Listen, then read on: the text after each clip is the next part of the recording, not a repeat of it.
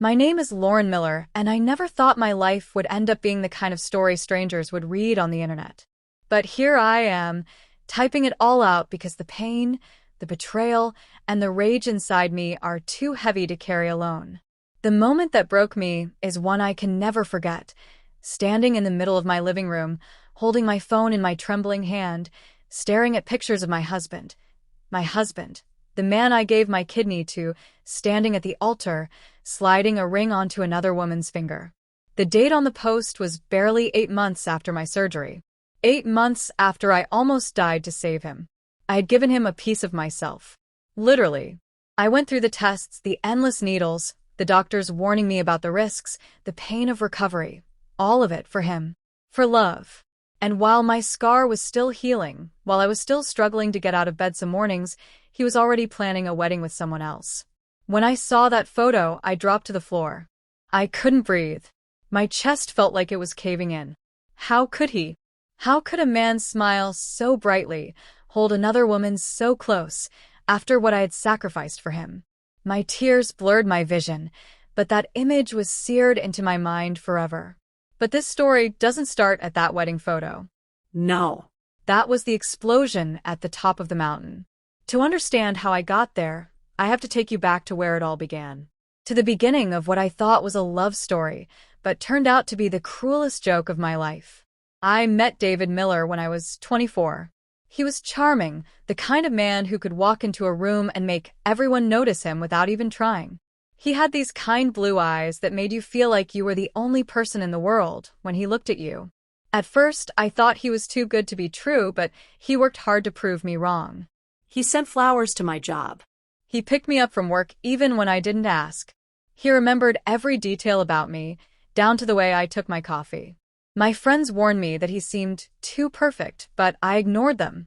When a man tells you he wants to build a future with you, when he whispers about babies and houses and forever, you believe him.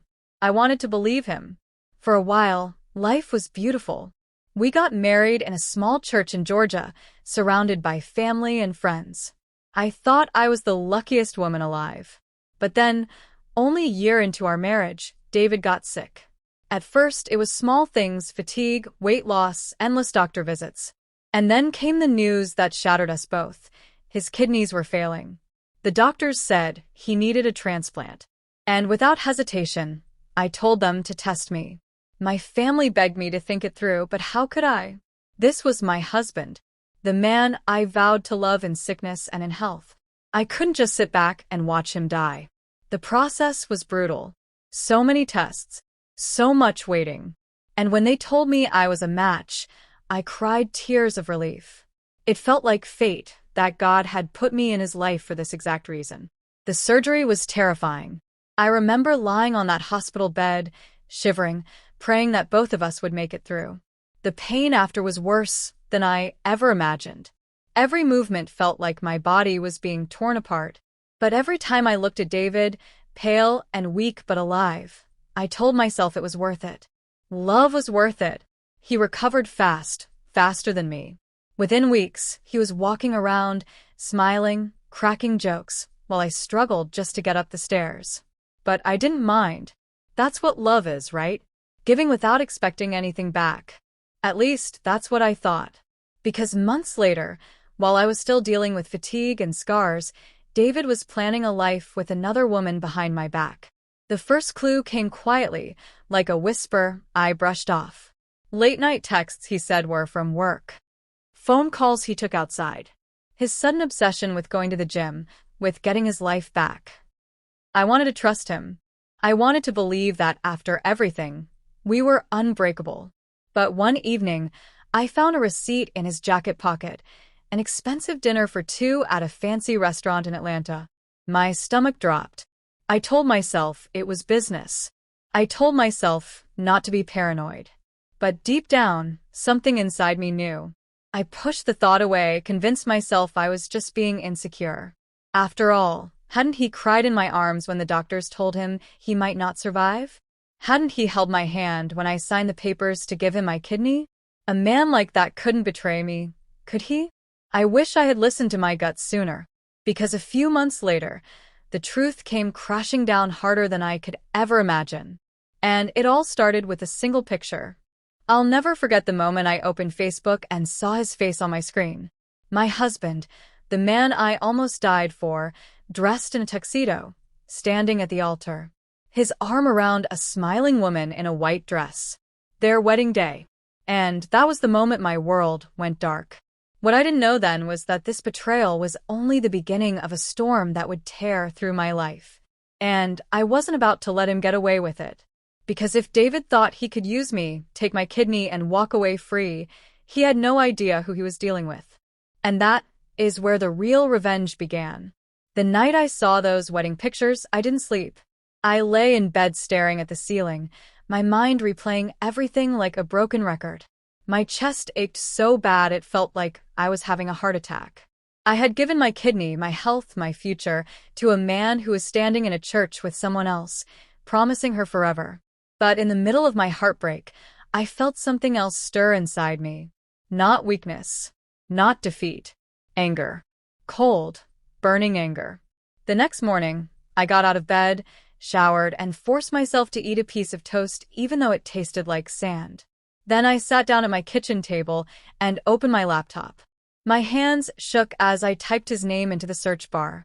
And there it was again, his smiling face, her veil, their rings. Post after post from their friends congratulating them. Some of the comments made my blood boil. Finally found a soulmate. They look so perfect together. True love wins in the end. True love. My scars were still raw. My body was still fighting to adjust to living with one kidney, and people thought this was true love. That morning, I didn't cry. I didn't scream. I just sat there, staring at the screen, letting the anger fill every part of me. I knew right then that I wasn't going to let this go.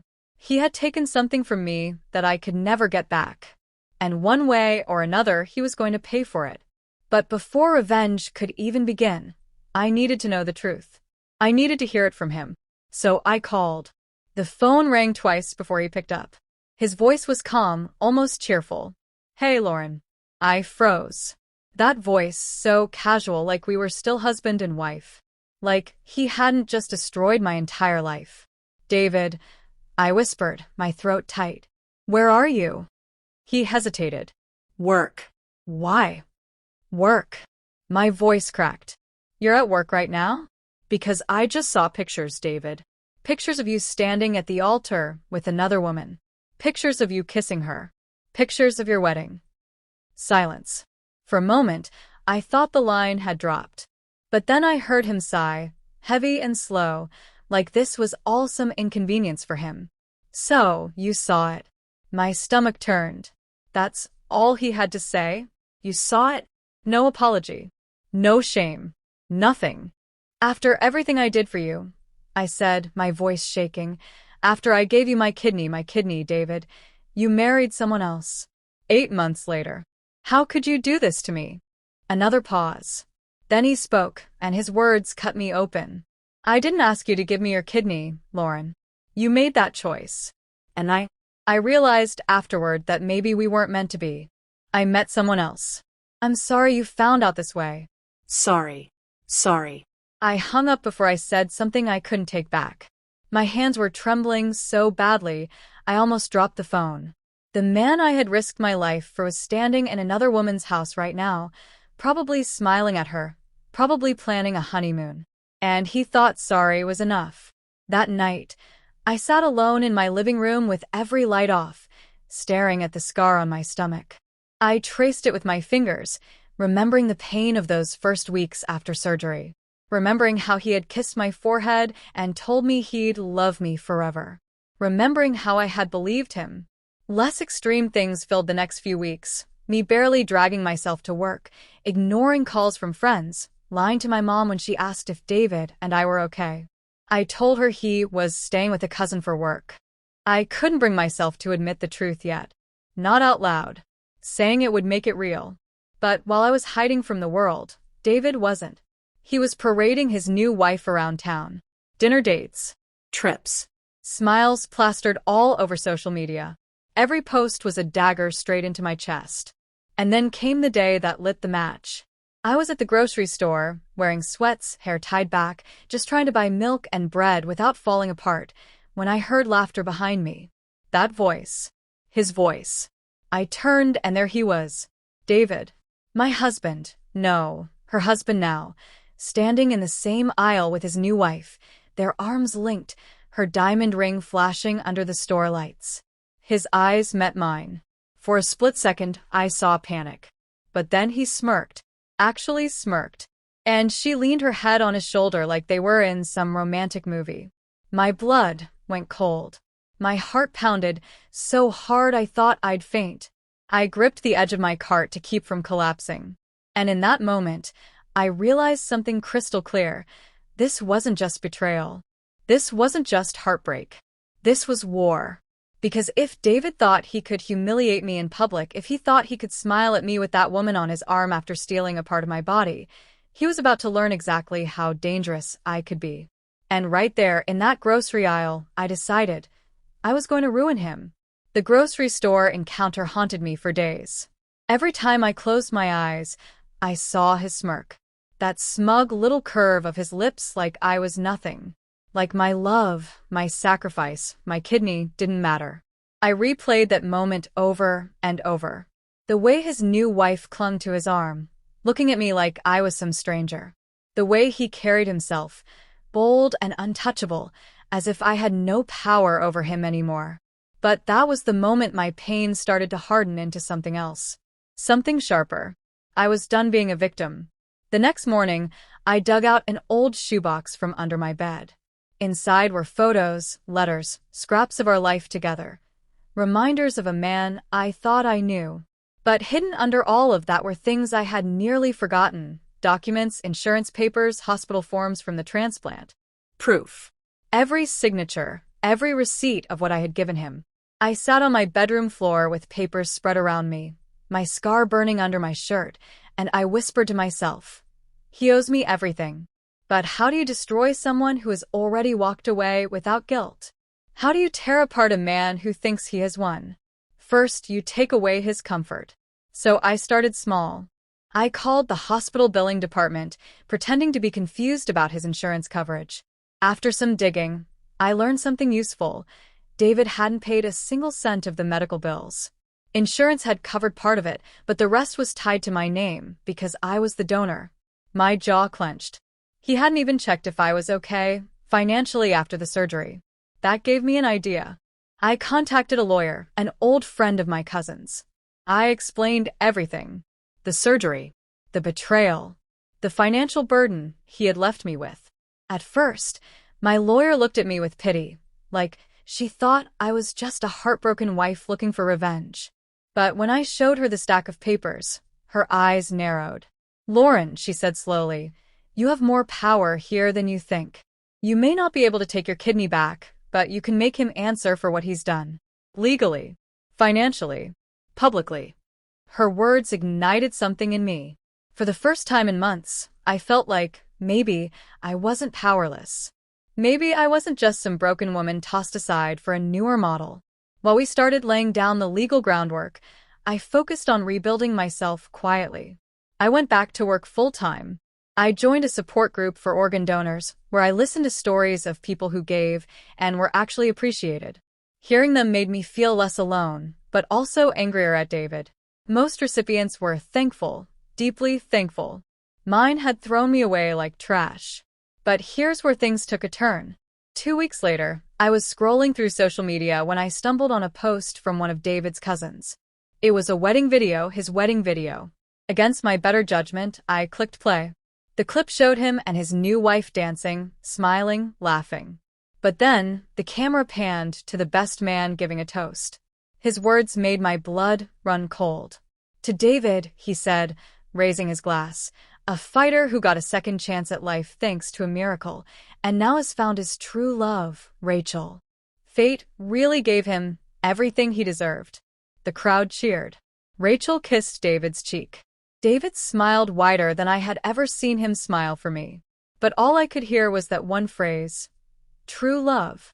And that's when I snapped. Because it wasn't fate that saved David's life. It wasn't some miracle. It was me, my kidney, my body, my sacrifice. And he stood there, letting people believe he just got lucky. Not a single mention of me. Not a single ounce of gratitude. I slammed my laptop shut so hard the screen cracked. My whole body was shaking. I couldn't breathe. My chest was tight, and my hands curled into fists. He had erased me. Completely. And in that moment, I knew the next stage of my plan.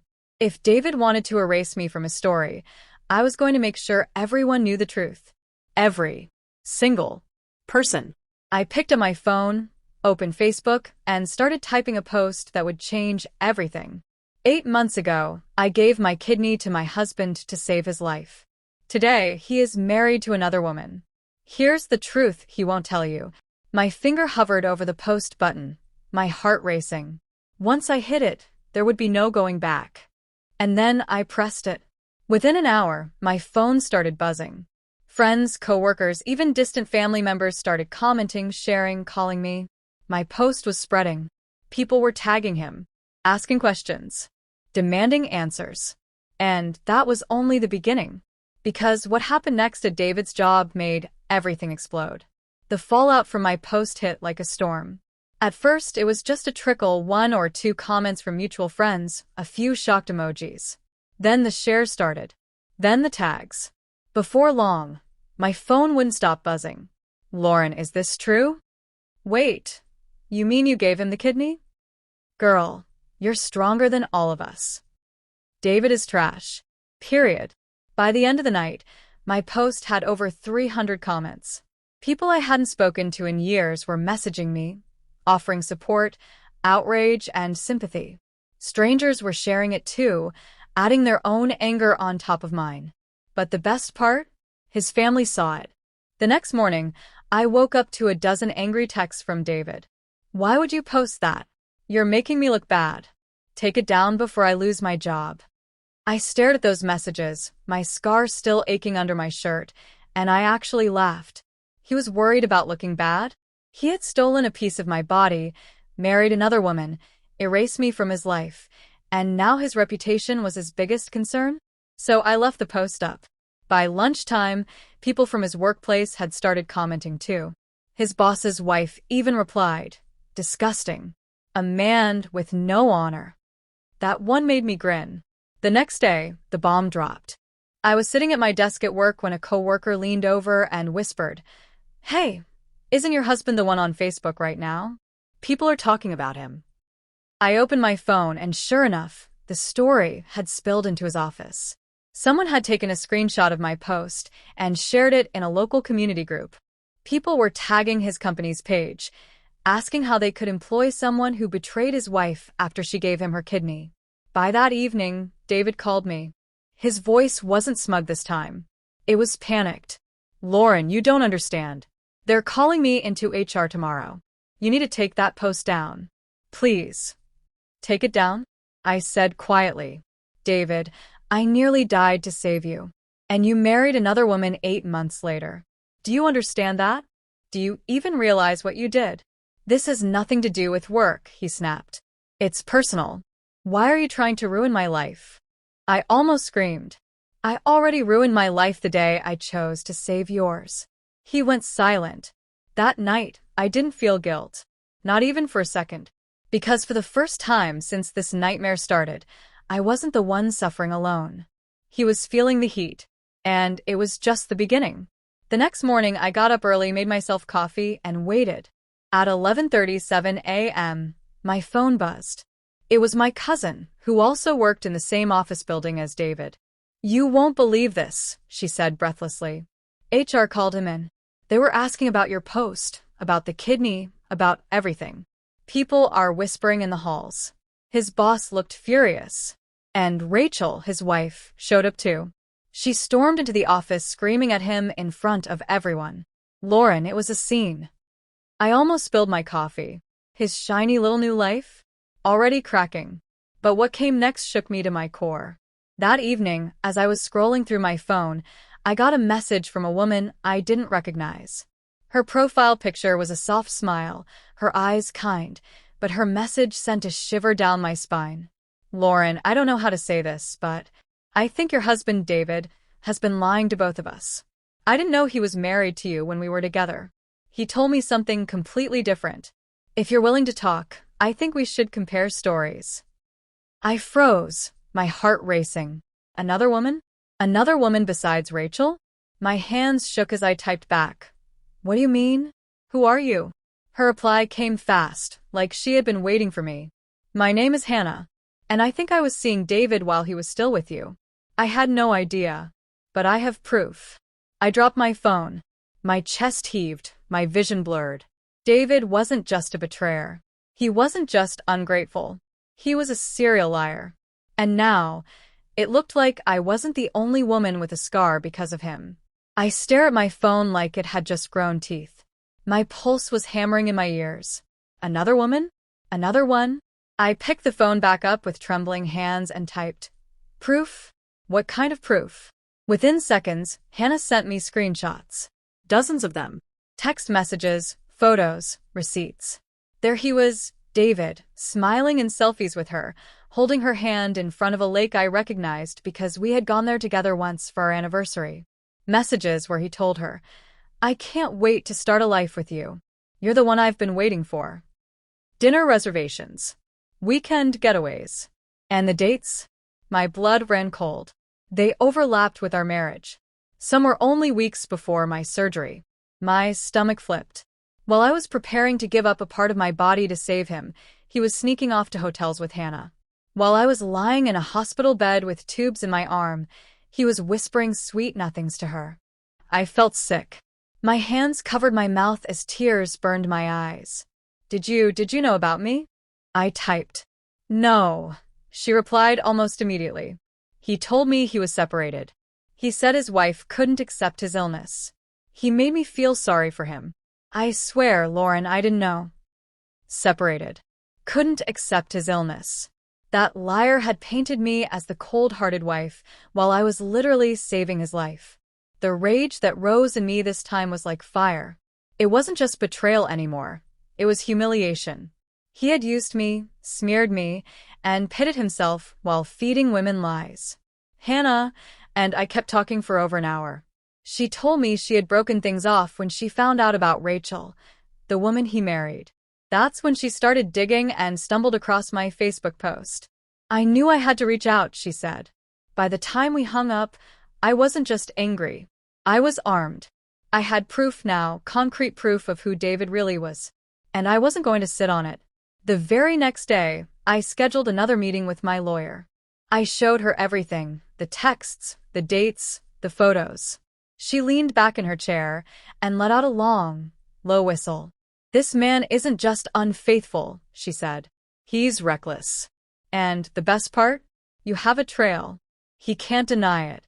"What do I do with it?" I asked. My voice was steady, but my hands were clenched in my lap. Her smile was sharp. "We make sure Rachel sees it. And if she's smart, she'll leave him.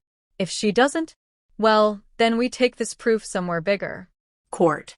Media. Wherever it'll hurt him the most." For the first time in months, I felt a flicker of power. I wasn't just the woman with the scar anymore. I was the woman with the evidence. But before I could decide what to do, life threw me into another fire. 2 nights later, I was at home when my doorbell rang. My stomach twisted.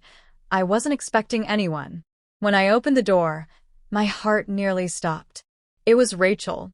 Her face was pale, her eyes rimmed red like she'd been crying for hours.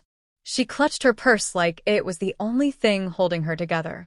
"Lauren," she said, her voice trembling. "We need to talk. Please." I stood frozen, my mind racing. The woman who had stood at the altar with him.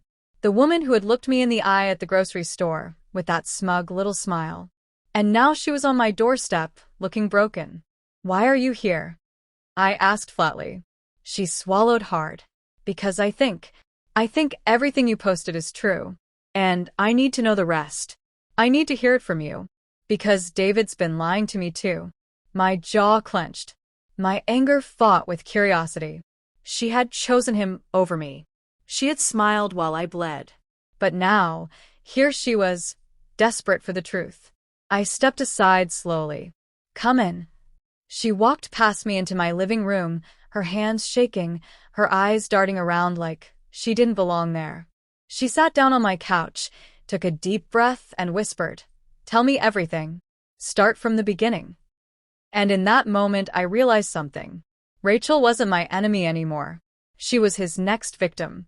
Rachel sat stiff on my couch, her fingers twisting the strap of her purse like she was trying to hold herself together. Her mascara was smudged, her hair messy, and for the first time since I'd seen her, she didn't look like the polished woman David paraded around. She looked broken. I didn't know whether to feel satisfied or furious. She had smiled at me in that grocery store, like I was beneath her. She had worn that white dress and taken vows with my husband. But now, sitting here, I saw the truth. She wasn't a winner. She was a prisoner of the same liar who had destroyed me. "Start talking," I said coldly, arms crossed. She glanced up at me, her lip trembling. "Lauren, I didn't know. I swear. When I met David, he told me you were long gone. He said you'd left him during his illness, that you didn't want to deal with the stress. He told me he was alone." I laughed bitterly. Alone? He was in my bed every night. I held his hand through dialysis. I signed papers to give him my kidney. I nearly died on that operating table. And he was whispering lies to you at the same time. Her eyes widened. "He never told me you were the donor. He said it was a random match from the registry. That no one in his family was compatible." My chest tightened. He had erased me completely, not just from his life, but from the very act of saving him. My name, my sacrifice, gone. Rachel shook her head, tears rolling down her cheeks. "Lauren, I think he's dangerous. More than just unfaithful. There are things I've seen, things he's done that don't make sense." I leaned forward. "What things?" She swallowed hard. Money. "He always is cash. Always. But he doesn't make enough at work for the lifestyle he's showing me. Trips, gifts, nights out. When I ask, he says not to worry, that he's got connections. And then there's the late nights. Disappearing for hours. Taking calls in another room." I felt a chill creep down my spine. That's not new. He did the same with me. But Rachel, there's more. He was with another woman while he was with both of us. Her name's Hannah. She reached out to me with proof. He told her the same story, separated, unhappy marriage, sick and abandoned. Rachel gasped, covering her mouth. "Another one?" "Yes," I said, my voice sharp. "Another one. And who knows how many more." She buried her face in her hands, her shoulders shaking. I almost felt pity. Almost. But then she lifted her head, and for the first time, I saw fire in her eyes. "We can't let him get away with this." I studied her carefully. "So, what do you want to do? Walk away? Divorce him?" Her jaw clenched. No. "I want to ruin him, just like he ruined us." Something in me shifted. For months, I had carried this pain alone. I had thought of Rachel as my enemy, the woman who stole him. But now, here she was, ready to fight him with me. It was strange, almost surreal, the wife he betrayed and the wife he replaced me with, sitting together on the same couch, plotting against him. We started comparing notes. His lies, his timelines, his excuses. Patterns started to emerge, dates that overlapped, excuses that didn't line up. Every thread we pulled made the picture clearer. David wasn't just ungrateful. He was a manipulator, weaving lies so carefully that he thought none of us would ever talk to each other. But he underestimated us. By midnight, we had a plan. Rachel would stay close to him, pretend everything was normal, and feed me information. I would work with my lawyer, gathering proof, building a case. And together, we would expose him to everyone, his job, his family, his so-called friends. For the first time in months, I felt hope flicker inside me. I wasn't alone anymore. But just as Rachel was leaving, she paused at the door. Her face was pale again, her eyes darting nervously. "There's something else," she whispered. "Something I've never told anyone, not even my sister. But I need to tell you now because I think it changes everything." My stomach dropped. "What is it?" She hesitated, her hand gripping the doorknob like she was holding on to the last bit of courage she had. Finally, she said, "Lauren, I think David is seeing someone else right now." While he's married to me. My knees nearly buckled. Another one? Another betrayal layered on top of all the rest? But then she added the words that made my blood run cold. "And this time it's not just about love. It's about money." Rachel's words echoed in my head long after she left my house. It's not just about love. It's about money. I sat on my couch, numb, staring at the wall like it would give me answers. Another woman was painful enough, but money? That was something darker. Something that could ruin not just hearts, but lives. The next morning, I called Rachel. My voice was steady, but my insides were shaking. "What did you mean last night?" I asked. "About the money." She sighed, her tone heavy. "Lauren, I've seen things. Bank transfers I can't explain. Thousands of dollars moving in and out. Receipts for gifts I never got. Jewelry, hotel bookings, cash withdrawals. He hides them from me, but I'm not stupid. I think he's funding someone else. Or maybe more than one person." I gripped the phone so hard my knuckles turned white. While I was working overtime just to cover bills after my surgery, he was splashing money around on other women. "Do you have proof?" I asked. "Yes," she whispered. "I've been taking pictures of the statements when he leaves his wallet lying around. I didn't know who to show. But now I know I'm not crazy. He's cheating. And he's bleeding money." My heart raced. This wasn't just betrayal anymore. It was theft. It was fraud. That evening, Rachel came back to my house. She brought her phone and together we went through everything. Screenshots of bank apps, credit card statements, transfers labeled with vague notes like consulting and travel. But the numbers didn't lie, thousands gone, month after month. Then one statement stopped us cold. It was a hotel booking, but not just any hotel. A luxury resort in Miami. Booked for 2. And the date? Just 3 weeks ago. I slammed my fist on the table. 3 weeks ago, Rachel. He's been living this double life under your nose while pretending to play perfect husband. Rachel's eyes filled with tears, but her jaw was tight. Then let's find out who he's spending that money on. And that's when we decided to dig deeper. We started small, social media. Searching tags at that Miami hotel. Scrolling through endless pictures of influencers, tourists, families. Nothing. Then Rachel gasped. She held her phone up to me. There, smiling in a bright sundress by the pool, was a woman neither of us recognized. But standing just behind her in the corner of the photo, half hidden by a palm tree, was a man. Tall. Familiar. David. I zoomed in until there was no doubt. The curve of his jaw. The shirt I had bought him 2 years ago. He was there. With her. We clicked on the woman's profile.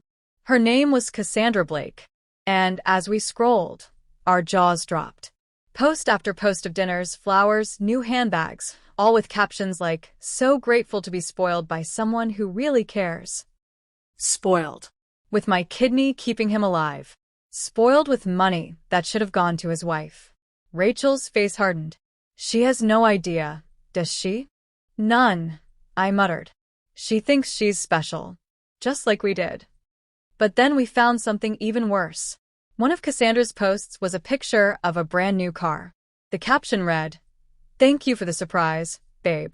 You're my everything." Rachel's voice cracked. "Lauren, he bought her a car. He's drowning us in debt, and he bought her a car."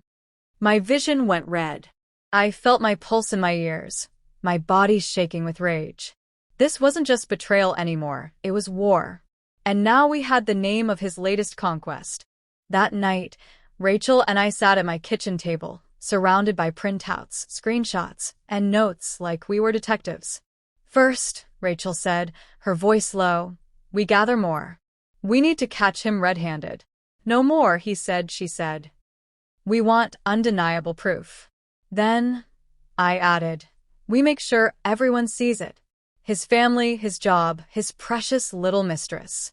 We tear the mask off completely." Rachel looked at me with eyes that were tired but fierce. "And we don't stop until he's left with nothing." I nodded slowly, my scar burning under my shirt. He had taken my kidney, my love, my trust. But now? Now I had an army. Rachel and I weren't enemies anymore. We were allies. Sisters forged by betrayal. But just as we finalized our plan, Rachel's phone buzzed. She glanced at it, then froze. "It's him," she whispered. "He's asking where I am. He says he's coming home early tonight." Her face went pale. "Lauren, what if he finds out we're working together?" My stomach dropped. Because if David knew what we were doing, he wouldn't just lie or cheat. He'd fight. He'd do whatever it took to protect his secrets. And for the first time, I wondered just how far was David willing to go to keep his double life from falling apart. Rachel's hands trembled as she shoved her phone toward me. The message on the screen made my heart drop. "Where are you? I'm coming home early. Don't go anywhere." There was no smiley face, no kiss at the end. Just sharp, controlling words. Rachel looked at me with wide, frightened eyes. "Lauren, he knows something. He never talks like that unless he's suspicious." I stood up, pacing the room. My stomach twisted into knots. If David had even the slightest idea that Rachel and I were meeting, everything we had built, our proof, our plan, could collapse before it even started. Worse, if he found out we were working together, he could turn violent.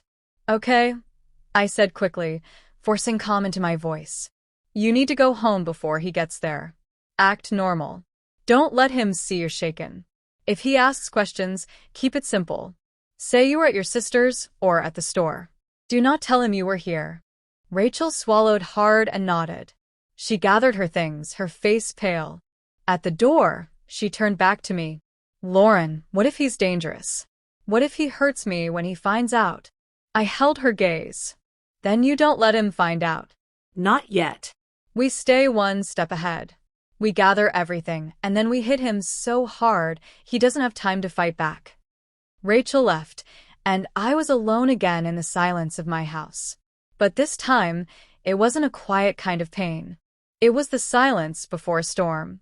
I didn't sleep that night. I kept replaying her words. What if he hurts me? I had lived with David. I knew his temper. He wasn't the type to punch walls or throw things, but when he got angry, his voice would cut like knives. His eyes would go cold, his words cruel. He knew how to break you without leaving a bruise. And now Rachel was in that house with him, pretending everything was fine, while secretly helping me tear his life apart.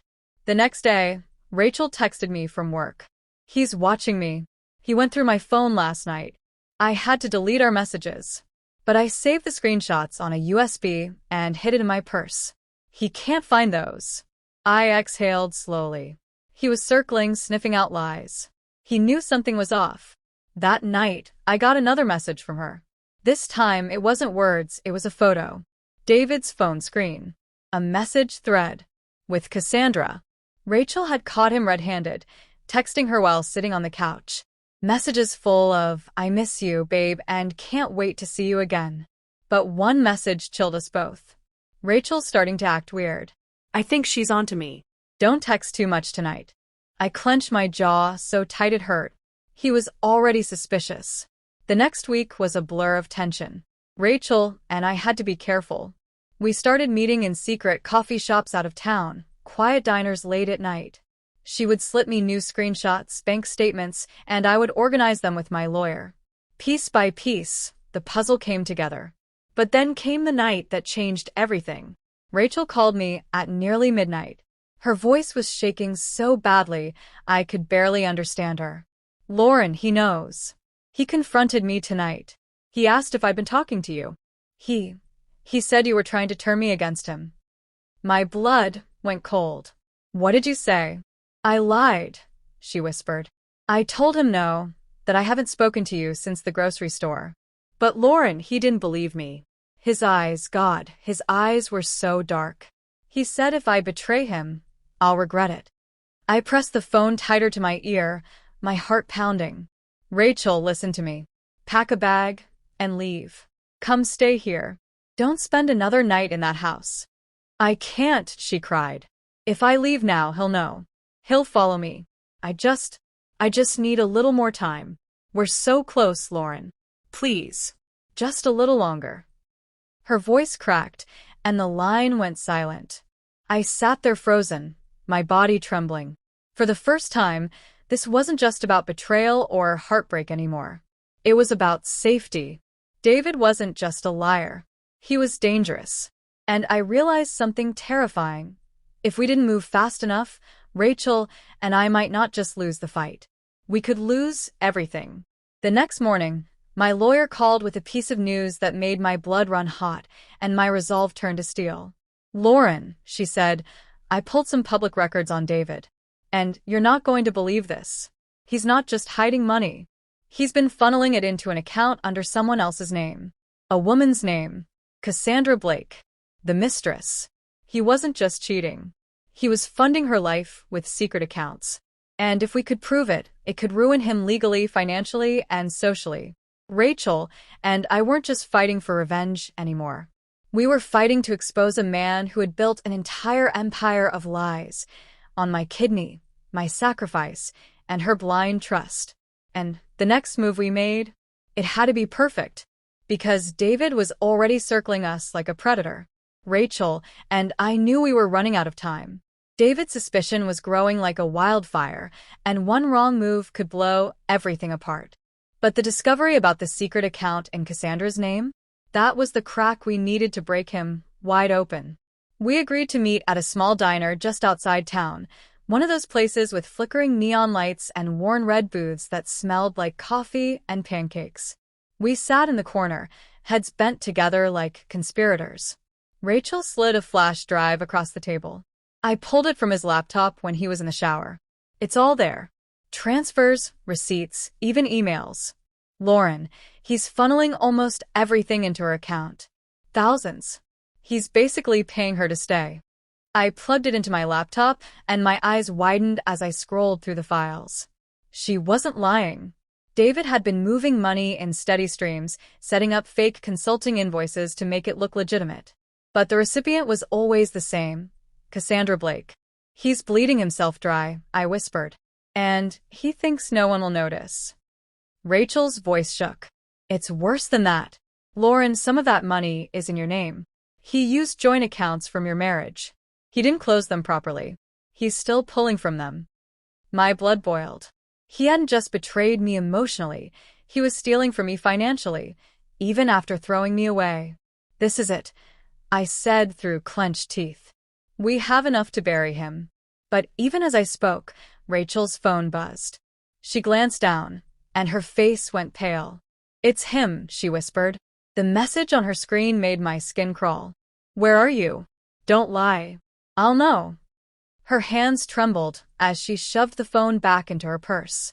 "Lauren, he's watching me. I don't know how, but he's watching." My stomach twisted. If David found out about this flash drive, if he knew we were sitting here together, he'd stop at nothing to get it back. "Listen," I said urgently. "You need to play it cool. Go home, act normal, and keep him calm. Let me handle this drive.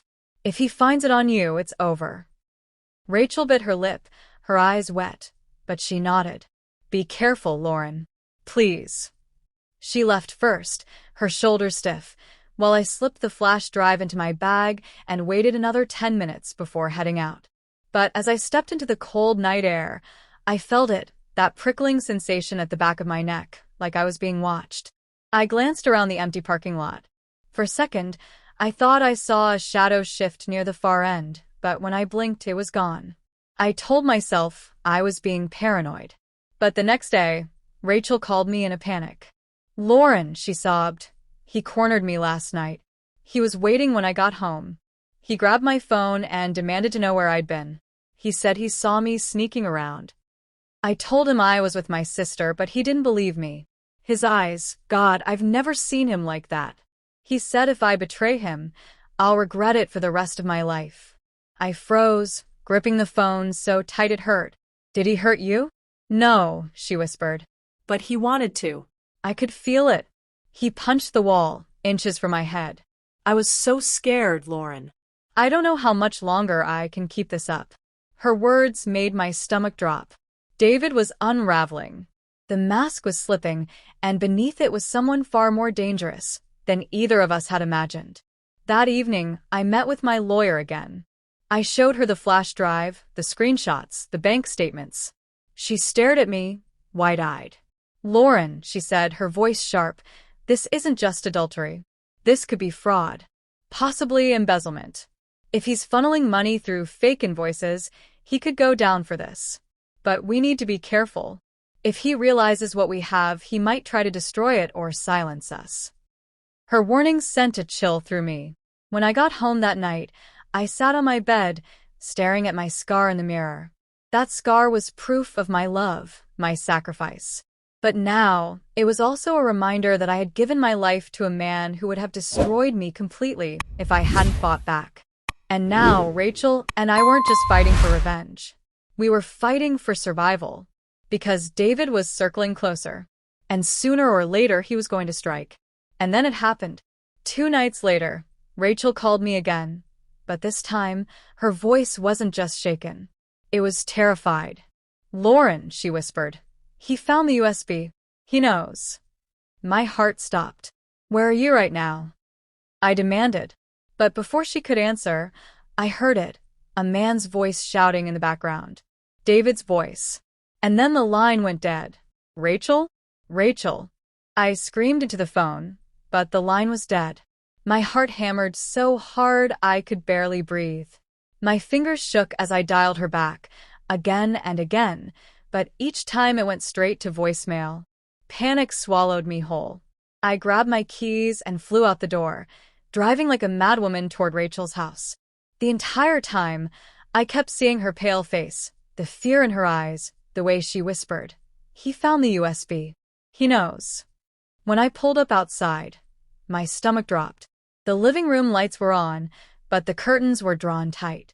David's car was parked crooked in the driveway. Rachel's car was still there too. I crept out of my car, my legs shaking. From the porch, I could hear shouting. His voice. Deep. Angry. Explosive. "Don't lie to me, Rachel. You think I don't see it? You think I don't know you've been meeting her?" Rachel's voice cracked, desperate. "David, please." "Shut up," he roared. Something crashed, like a glass shattering against the wall. I froze, my chest heaving. This wasn't just betrayal anymore. This was dangerous. Life-threatening. I pulled out my phone with trembling hands and dialed 911. My voice shook as I whispered into the receiver. "My friend, her husband is attacking her. Please. Please send someone. 214, Willow Creek Drive. Hurry." The operator tried to keep me calm, but my eyes were glued to the front door. I could hear Rachel crying, pleading, and David's voice growing darker. "You think you can humiliate me? You think you can turn my wife against me? After everything I gave you? After everything I sacrificed?" Sacrificed? The word made my blood boil. I was the one who sacrificed everything. My body, my health, my trust. And here he was, twisting it into some sick excuse for his cruelty. Then came the sound that made my knees buckle, a thud, heavy, followed by silence. "Rachel." I screamed before I could stop myself. The shouting inside stopped. My blood turned to ice.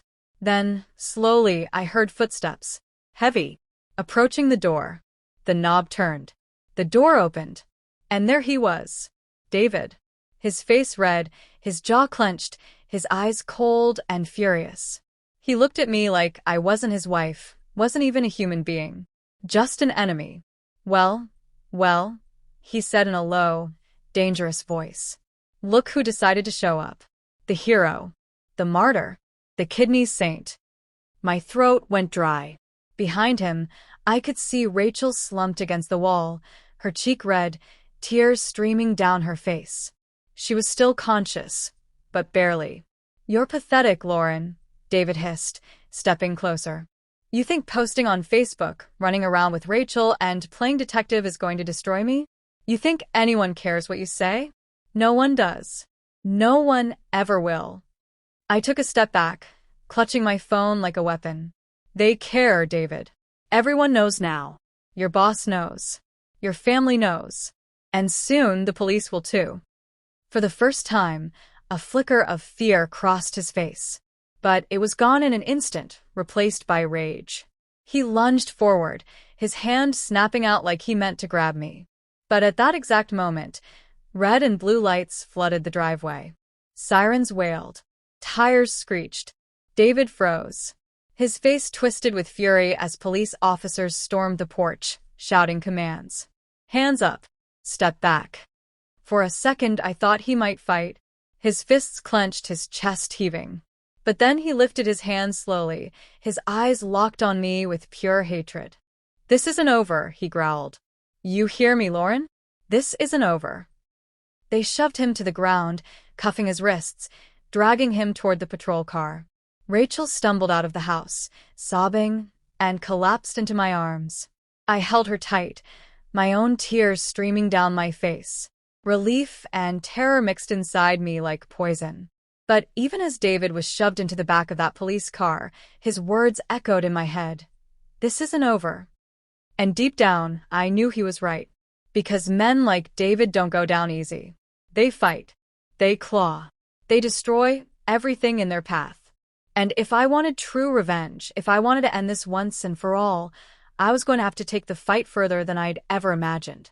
David's arrest shook the entire town. By the next morning, everyone knew. Neighbors whispered on their porches. Coworkers shared links to articles. Even strangers online were talking about the man who married another woman months after his wife gave him a kidney and then turned violent. Rachel stayed with me that night. She was pale, bruised on her cheek, but alive. We sat at my kitchen table in silence for hours, listening to the clock tick, both of us too wired to sleep. This is it, right? She whispered finally. He's gone. We're free. I wanted to believe her. God, I wanted to. But David's words echoed in my head like a curse. This isn't over. And the next day, I found out he was right. My lawyer called me first thing in the morning. Lauren, brace yourself. David made bail last night. He's out. I nearly dropped the phone. He's what? I don't like it either, she said quickly. But with no prior convictions, the judge granted bail. He's free until the court date. But listen, this isn't the end. What you and Rachel gave me, the financial records, the proof of his affair, the threats, we can build a strong case. But you need to be careful. Don't be alone with him.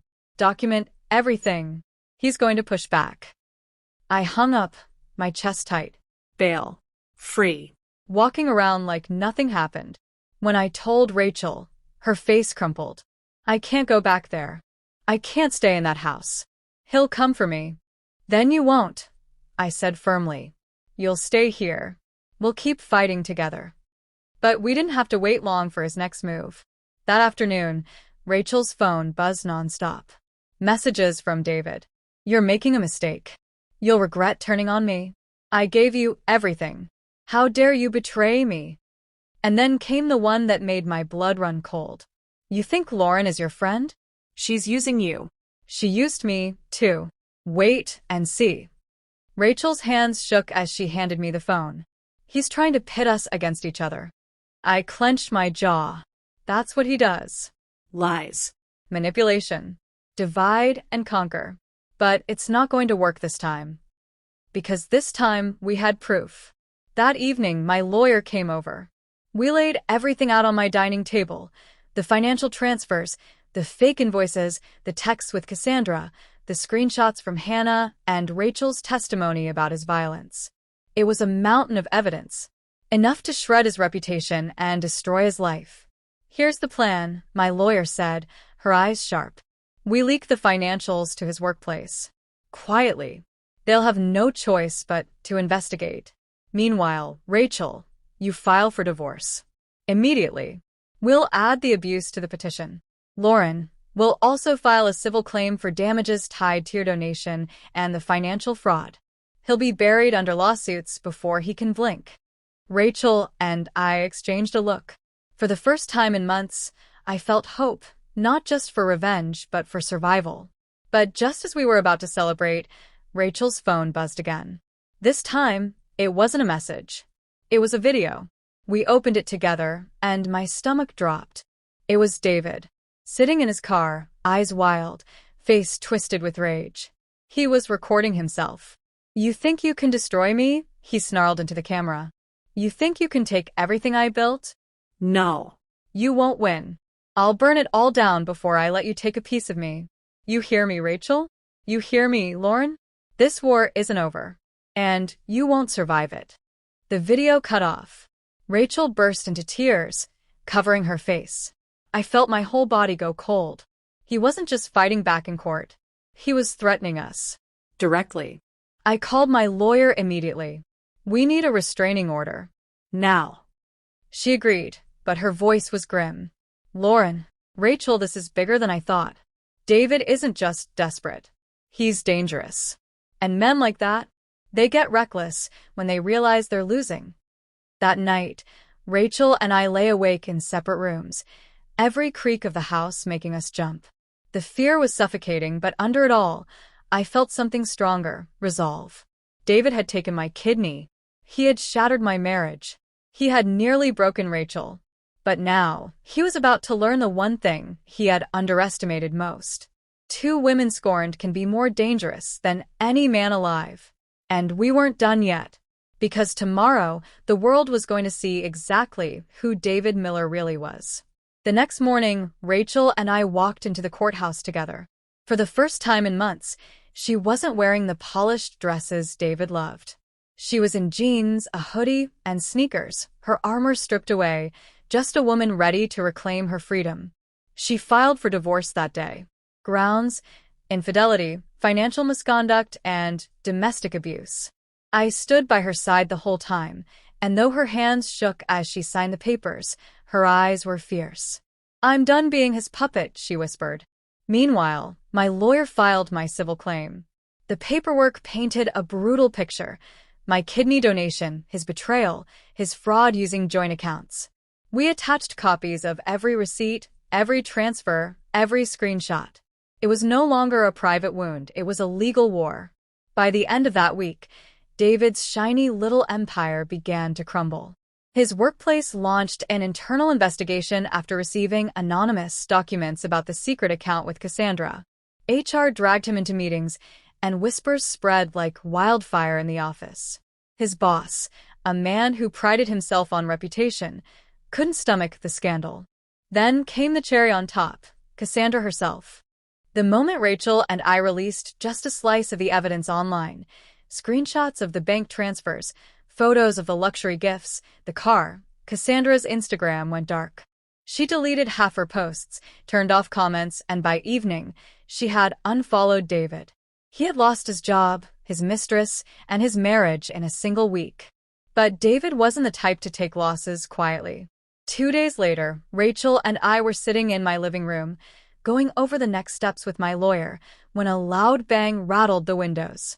My heart jumped into my throat. We ran outside and froze. Someone had slashed the tires on Rachel's car. 4 deep cuts, jagged and deliberate. Rachel's face went white. "It's him," she whispered. "It has to be him." I clenched my fists, my whole body shaking with fury. He's losing control. This is what men like him do. They lash out when they're cornered. We called the police, filed another report, and handed over the video of his earlier threats.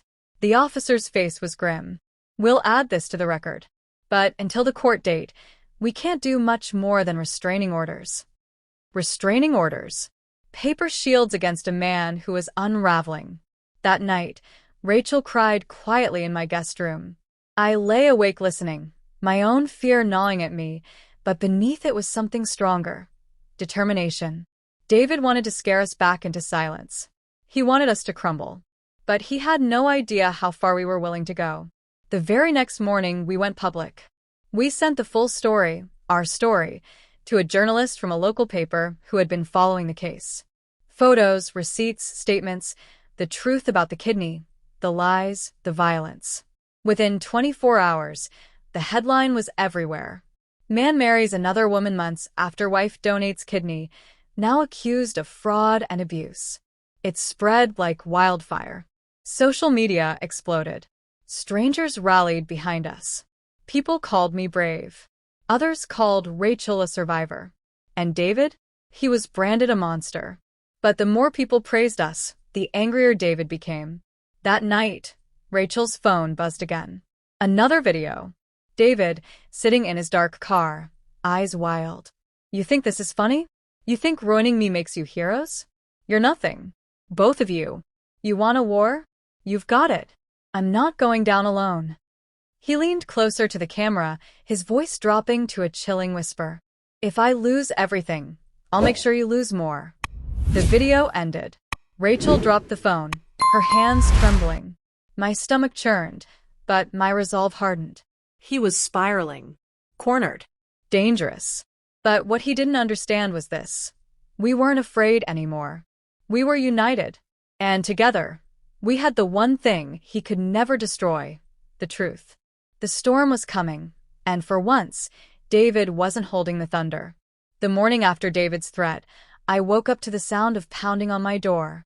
My heart leapt into my throat as I rushed to open it, half expecting to see him standing there with that cold smirk.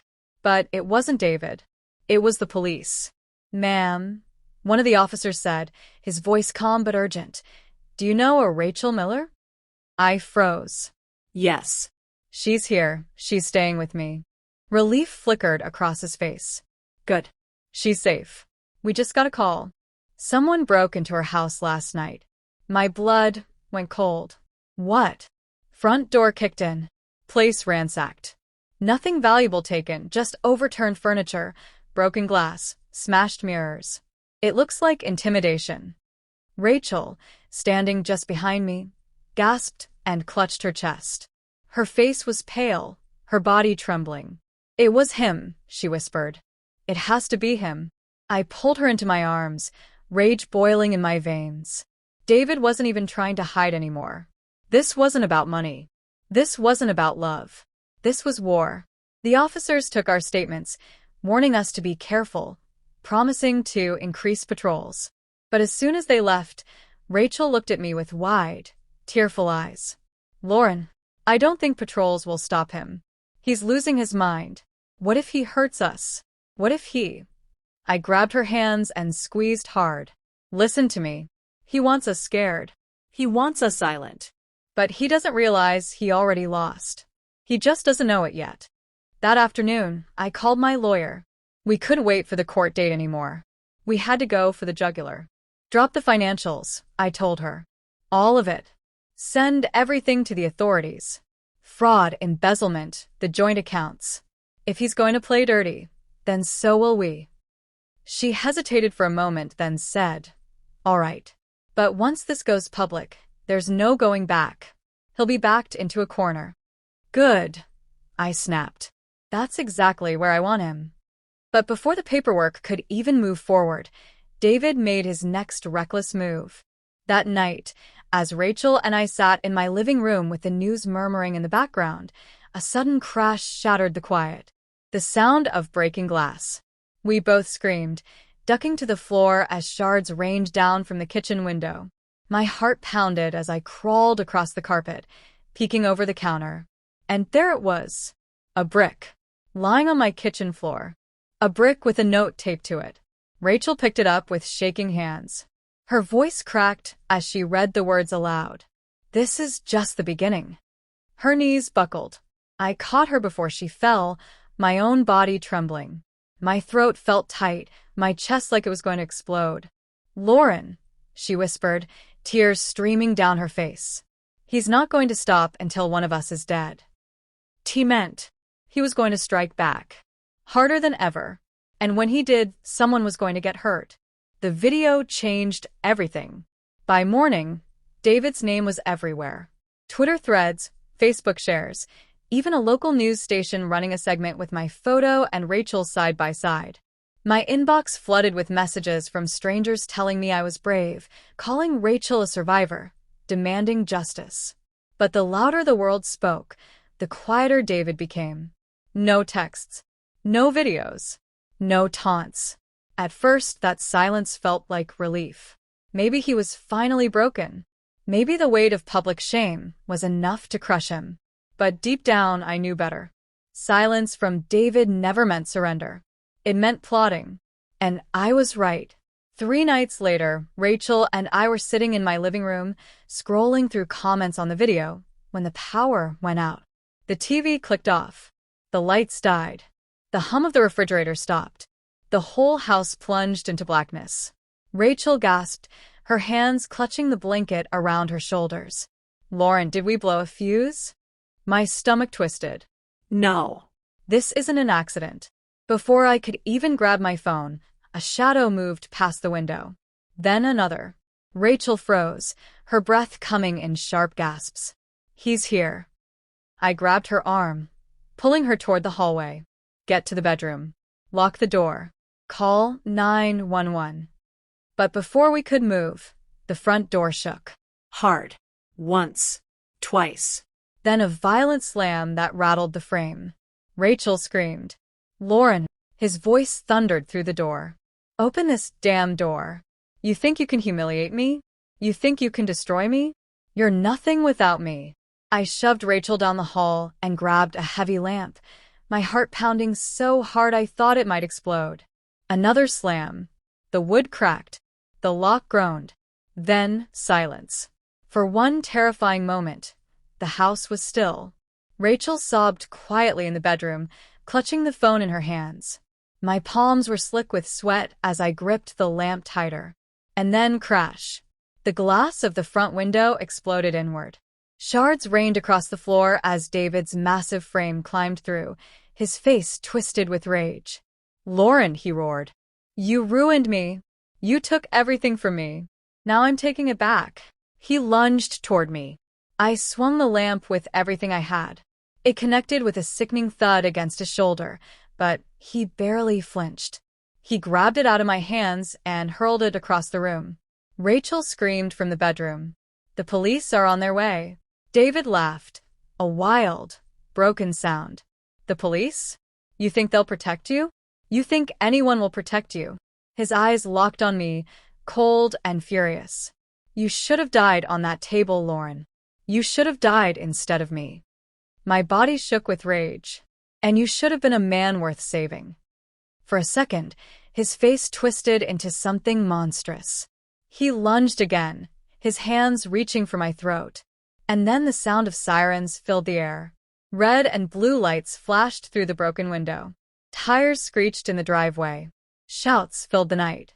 "Police! Step back." David froze, his chest heaving, his eyes darting like a trapped animal. For a heartbeat, I thought he might actually try to run. But then a beam of light cut across his face, and 3 officers burst through the door, guns drawn. "Hands where we can see them," David snarled, but slowly lifted his hands. His eyes never left mine. "This isn't over," he hissed. "You hear me, Lauren? This isn't." The officers slammed him to the ground, cuffed his wrists, and dragged him out into the flashing lights.